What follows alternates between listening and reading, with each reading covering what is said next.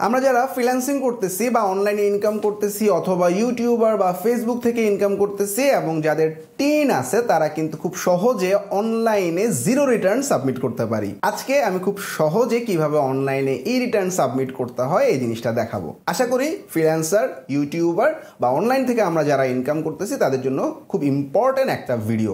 আমরা যারা ইউটিউবিং করি বা ফ্রিল্যান্সিং করি বা ফেসবুক থেকে ইনকাম করি তাদের আসলে জিরো রিটার্ন দেওয়ার একটা সুযোগ আছে। সো আমাদের অনেকেরই আসলে টিন সার্টিফিকেট আছে। টিন রেজিস্ট্রেশন পেজে গেলে আমরা যে ভিউ টিন সার্টিফিকেট অপশনে গেলে আমরা আমাদের টিন নাম্বারটা দেখতে পাই। তো এখন আমরা যেটা করব, রিটার্ন সাবমিট করব। তাহলে আমরা ই রিটার্ন লিখে সার্চ করবো। এটা আমরা অনলাইনে কিন্তু আসলে সাবমিট করতে পারি। সো ই রিটার্ন লিখে সার্চ করার পর যে ওয়েবসাইটটা থাকবে এই ওয়েবসাইটটাতে যাচ্ছি। ই রিটার্ন অপশনে গেলাম, যেহেতু আমার অ্যাকাউন্ট নেই, আই এম নট রেজিস্টার্ড অপশনে ক্লিক করলাম। আচ্ছা, এখানে আমাদের মোবাইল নাম্বারটা কিন্তু বায়োমেট্রিক ভেরিফাইড হইতে হবে, নাহলে কিন্তু ওটিপি আসবে না।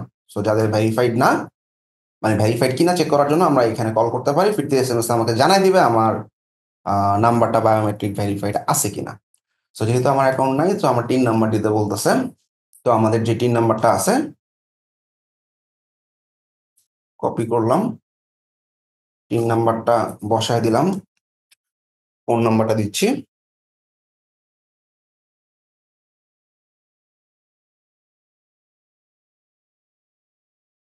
আমাদের একটা ক্যাপচা আছে,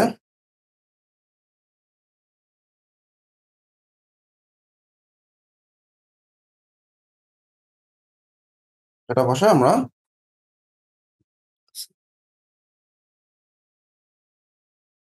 ওকে ডান, ভেরিফাই। আচ্ছা, ওটিপি আসবে আমার কাছে। আচ্ছা, ওটিপি একটু আগে রিকোয়েস্ট করছিলাম, ওটিপি চলে আসছে। আমরা একটু ওটিপিটা বসায় দিব।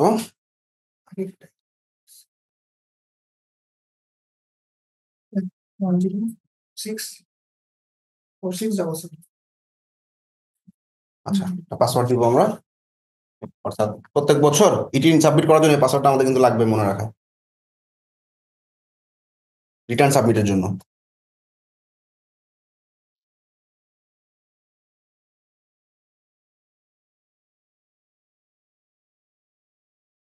ডান, সাবমিট করে দিচ্ছি। আচ্ছা, পাসওয়ার্ডে আমাদের স্পেশাল ক্যারেক্টার লাগবে।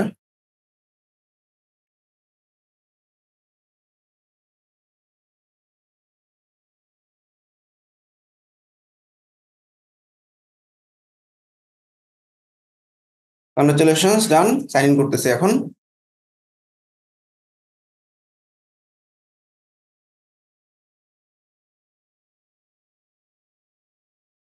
পিন নাম্বারটা বসাইলাম, যে পাসওয়ার্ডটা দিয়ে মাত্র অ্যাকাউন্ট করলাম, পাসওয়ার্ডটা দিচ্ছি।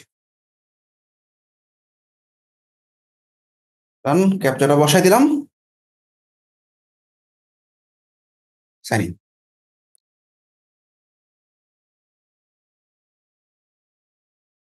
তো আমাদের প্রোফাইল ইনফরমেশন দেখাচ্ছে সব, সেভ এন্ড কন্টিনিউ দিয়ে আমি বের হয়ে গেলাম। তো আমরা এখন রেগুলার ই রিটার্ন অপশনে ক্লিক করব। তো আমরা এখন রিটার্নটা সাবমিট করতেছি। রিটার্নটা কার জন্য, মেক শিওর আমাদের যে ই টিনটা আছে এটা আমার নিজের, কোনো কোম্পানি না। তো আমি নিজের ইনফরমেশন দিয়ে এখন কিন্তু আমরা রিটার্ন সাবমিট করব, সেলফ অপশনটা চুজ করব।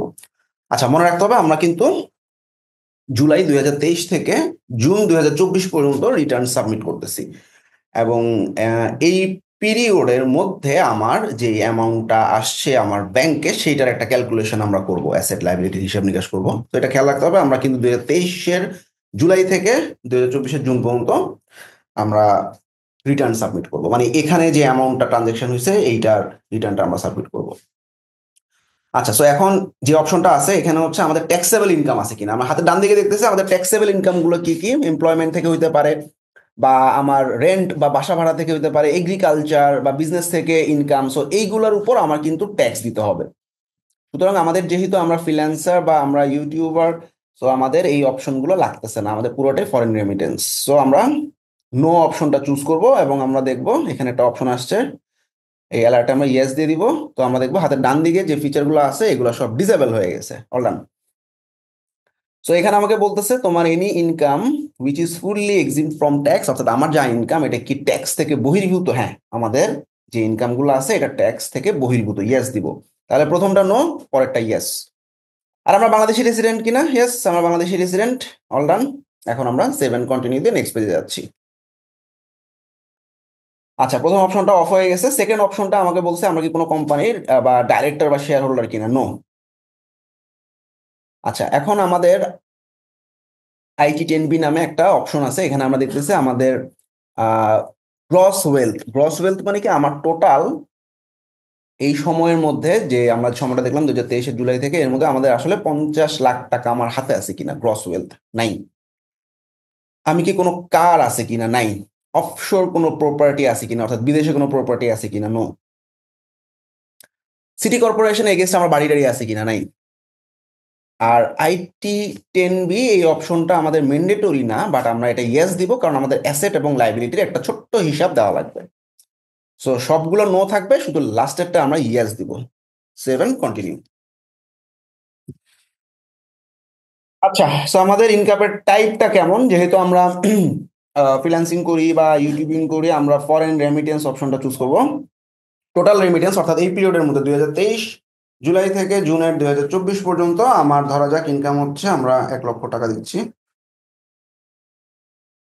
আচ্ছা, তো এখানে একটু মাথায় রাখতে হবে, আমরা জাস্ট এই পিরিয়ডের ব্যাংকের ট্রানজেকশনটা নিব, ব্যাংক থেকে ট্রানজেকশনটা উঠে নিব এবং ব্যাংকের ট্রানজেকশনটা আমরা দেখে নিব টোটাল অ্যামাউন্ট আমার কত ঢুকছে। যেহেতু আমার আসলে 3টা এনআইডি কার্ডের এগেনস্টে করা, সো ওই এনআইডি কার্ডের এগেনস্টে আমার অনেক ব্যাংকে যদি অ্যাকাউন্ট থাকে, তাহলে আমার আলাদা আলাদা করে প্রত্যেকটা ব্যাংকের হিসাব দিতে হবে। তো আমরা আপাতত একটা ব্যাংকই আছে, সো আমরা ওই ব্যাংকে কত টাকা আসছে, 1 লাখ টাকার মতো আসছে। কান্ট্রি অফ আর্নিং, অর্থাৎ আমি যেই সোর্স থেকে আর্নিং করতেছি, ধরা যাক আমি আপওয়ার্ক থেকে আর্নিং করতেছি, তাহলে ইউএসএ। ফাইবার থেকে আর্ন করলে আমরা ইসরায়েল দিব। আচ্ছা, সোর্স অফ ইনকাম নামে একটা অপশন দিছে। এটা যারা ইউটিউবিং করতেছি ইউটিউব লিখবো, যারা ফেসবুকিং করতেছি ফেসবুক লিখবো, আমরা ফ্রিল্যান্সিং করতেছি সো ফ্রিল্যান্সিং, এটা হচ্ছে আমার সোর্স অফ ইনকাম। আচ্ছা, এখন নেম অফ দ্য এমপ্লয়ার এবং আমরা কোন চ্যানেলের মাধ্যমে আনছি, ব্যাংকিং চ্যানেলের মাধ্যমে আনছি। তাহলে আমরা নামটা লিখতেছি, ব্যাংকের নামটা দিব, অ্যাকাউন্ট হোল্ডারের নাম, ডট দেওয়ার দরকার নেই, আমরা একটা লিখে যাব, 1030268436।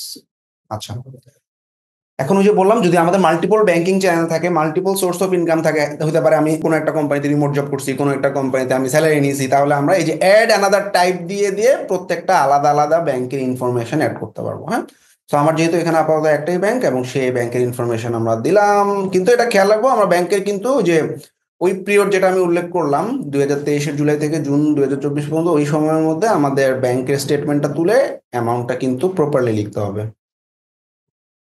তাই আমরা 7 কন্টিনিউ বাটনে ক্লিক করলাম। আচ্ছা, সো আমরা এখন দেখতেছি IT10BB নামে একটা অপশন আছে। এখানে আমরা আলাদা আলাদা খরচ দেখাইতে পারি, অর্থাৎ আমি তো আর্নিং দেখাইলাম 1 লাখ টাকা, এখন এই 1 লাখ টাকা আমি যেহেতু জিরো রিটার্ন দেখাবো, সো আমার পুরোটাই খরচ দেখাইতে হবে। সো খরচ আমরা ভেঙে ভেঙে দেখাইতে পারি, যেমন আমার খাওয়ার খরচ কত গেছে, অ্যাকোমোডেশনে কত গেছে, আদার এক্সপেন্সে কি গেছে। সো আমরা এই আলাদা আলাদা খরচ না দেখে আমরা একটা ইজি কাজ করতে পারি, এইটা আমরা নো দিব। নো দেওয়ার পর আমার টোটাল এক্সপেন্স সে জানতে চাচ্ছে। সো 1 লাখের মধ্যে ধরা যাক আমি টোটাল এক্সপেন্স দেখাইলাম 80,000 টাকা। ব্যাস, এখানে আমাদের আর কোনো কমেন্ট করা লাগতেছে না, আমাদের এখানে টোটাল স্পেন্ডিং এত। আমরা সেভ এন্ড কন্টিনিউ বাটনে ক্লিক করলাম। এখন আমরা একদম বটমে যদি চলে যাই, আমরা দেখতেছি আমার টোটাল আর্নিং 1 লাখ টাকা এবং আমার টোটাল খরচ হচ্ছে 80,000 টাকা। এখনো কিন্তু 20,000 টাকার একটা গ্যাপ দেখা যাচ্ছে। এই গ্যাপটা আমরা কেমনে ফিল আপ করবো?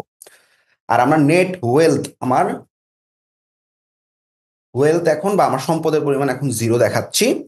আর একটু উপরে গেলে আমরা দেখবো অ্যাসেট নামে একটা অপশন আছে। ওই যে 20,000 টাকার যে ডিফারেন্সটা, ওইটা আমাকে কিন্তু অবশ্যই মাথায় রাখতে হবে, 0 করতে হবে, আমাদের কোনো ডিফারেন্স থাকতে পারবে না। 0 রিটার্নের জন্য এখানে কোনো ডিফারেন্স থাকা যাবে না, এখানে আমাদের অ্যাসেট এবং লাইবিলিটি সমান দেখাইতে হবে। তাহলে এই জন্য আমরা কি করতেছি, এখন এই এখানে আমি কোনো একটা কিছু কিনছি, ধরা যাক একটা আমি কোনো একটা ইকুইপমেন্ট বা ফার্নিচার কিছু একটা কিনছি, ইলেকট্রনিক আইটেম ধরা যাক। হ্যাঁ, ক্লিক করলাম এটার উপরে এবং আমি বললাম আমি কি কিনছি, একটা ল্যাপটপ কিনছি বা ইলেকট্রনিক ডিভাইস কিনছি, হ্যাঁ, বা কোনো একটা সফটওয়্যার পারচেস করছি, ইট ক্যান বি এনিথিং।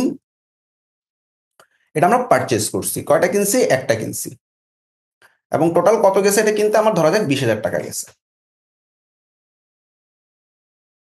এরকম আমরা আরো অ্যাড করতে পারি, দরকার নেই, আমরা আমরা সমান করে ফেলছি এখন। সো এখন আমরা দেখতেছি আমাদের টোটাল আর্নিং যা আসছে, আমাদের ফান্ড যে আউটফ্লো এটাও সমান দেখাচ্ছে, এবং আমাদের ডিফারেন্সটা জিরো দেখাচ্ছে। আমাদের এই ডিফারেন্সটা অবশ্যই জিরো রাখতে হবে, অর্থাৎ জিরো রিটার্নের জন্য আমাদের ডিফারেন্স জিরো হইতে হবে। ব্যাস, সেভ এন্ড কন্টিনিউ বাটনে ক্লিক করলাম, আমরা লাস্ট পেজে চলে আসছি। সো লাস্ট পেজে আমাকে বলতেছে আমার পেয়েবল অ্যামাউন্ট জিরো, কারণ আমরা জিরো রিটার্নই দেখাচ্ছে, আমার আসলে অ্যাসেট এবং লায়াবিলিটি সমান, বা যা আর্নিং আসছে সেটা আমার খরচ হয়ে গেছে। সো আমাদের পেয়েবল জিরো, দ্যাটস ইট। এখানে যদি আমাদের কিছু পেয়েবল থাকতো আমাদের পে করতে হইতো। এনিওয়ে, তো আমরা এখন প্রসিড টু অনলাইন রিটার্ন, আমাদের কাজ শেষ। তো এখানে একটা ফর্ম দিয়ে দিছে, এটাই হলো আমার রিটার্ন ফর্ম। তো আমাদের ফিউচার পারপাস আমাদের যদি লাগে এই জিনিসটা আমরা ডাউনলোড করে রাখবো। সো এইভাবে ব্যাস আমাদের কিন্তু কাজ শেষ, রিটার্ন সাবমিট করা শেষ, জিরো রিটার্ন সাবমিট করা শেষ, এবং আমরা ফাইনালি সবকিছু চেক করার পর সাবমিট রিটার্ন বাটনে ক্লিক করে দিব। দেন আমরা ইয়েস বাটনে ক্লিক করব। এই হইল আমাদের কনফার্মেশন, কনগ্রাচুলেশন জানাচ্ছে, your return submission was successful, এবং আমাদের এই রিটার্নের এগেনস্টে একটা রেফারেন্স নাম্বার দেওয়া আছে, এবং আমরা এটা একটা স্ক্রিনশট বা আমরা এটাকে ডাউনলোড করে রেখে দিতে পারি। এই অপশনটাতে ক্লিক করলে আমরা একটা পিডিএফ ফর্ম এটা পাবো, এটাকে আমরা এই যে ডাউনলোড বাটনে ক্লিক করে আমাদের ফিউচার পারপাস বা ফিউচার রেফারেন্সের জন্য আমরা সেভ করে রাখতে পারবো, প্রিন্টও করে রাখতে পারি, সেভও করে রাখতে পারি। তারপর আমরা এটা সেভ এস পিডিএফ এ ক্লিক করে পিডিএফ আকারে সেভ করে রাখলাম, দ্যাটস ইট। সো এইভাবে কিন্তু আমরা খুব সহজেই জিরো রিটার্ন সাবমিট করতে পারি। বিশেষ করে যারা ফ্রিল্যান্সার আছে, উই শুড সাবমিট, বিকজ আমাদের যারা টিন করছি তাদের অবশ্যই রিটার্ন সাবমিট করা উচিত। So the process is pretty easy, I think এটা সবার জন্য অনেক হেল্পফুল হবে।